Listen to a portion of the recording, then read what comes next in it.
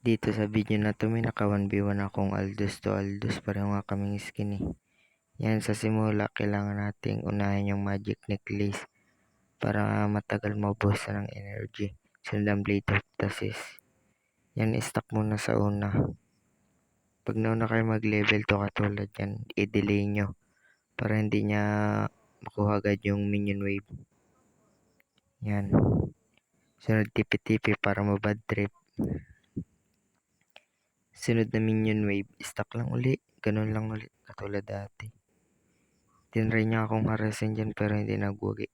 Yan, blue buff tayo. Inultihan nga tayo niya dyan eh. Gusto niya nga gawin pero hindi niya nagaw. Hinaras niya lang ako dyan para tinry niya yung best niya para makuha yung blue buff ko. Magbubak na nga ako dyan para hindi niya ako ma-first blood. Inultihan ko na nga siya para mabilis ako makapunta sa minion wave para makuha yung stack. Yan, clear lang ulit tayo dyan.